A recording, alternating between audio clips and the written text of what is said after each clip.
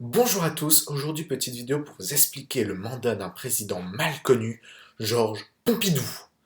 Donc le 15 juin 1969, Georges Pompidou est largement en tête de la présidentielle avec 58,21% des voix. Le 20 juin 1969, Georges Pompidou devient le deuxième président de la Ve République.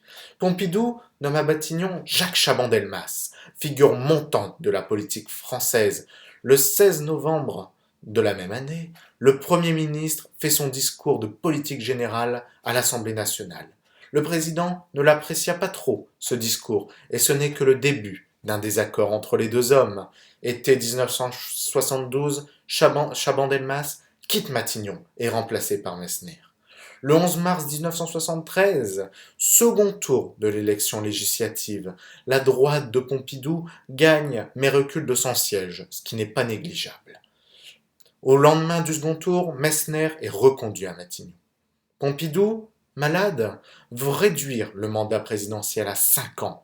En octobre 1973, cette loi est adoptée en première lecture à l'Assemblée nationale et le surlendemain au Sénat. Le 24 octobre 1973, Pompidou annonce qu'il abandonne cette idée. Nous sommes le 2 avril 1974. Pompidou meurt brutalement. Sa mort plonge la France dans la consternation. Maintenant, voyons les réformes qu'il a fait durant son mandat. Dès le début de son mandat, Pompidou a l'ambition de faire de la France un grand pays industriel. Il a fait le développement d'infrastructures, de transports routiers et ferroviaires. Dans le domaine culturel, il change totalement la décoration de l'Élysée.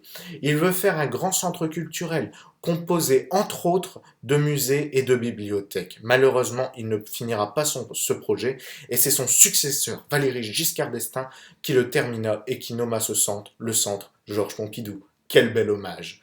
Après, sur le plan social, son mandat est marqué par la lutte des femmes. Grâce à Pompidou, maintenant la femme peut ouvrir un compte bancaire. Et oui, car avant Pompidou, la femme ne peut pas ouvrir un compte bancaire sans l'autorisation de son mari.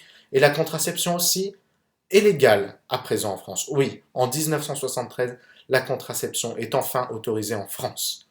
Je vous remercie d'avoir regardé cette vidéo, j'espère qu'elle vous a plu.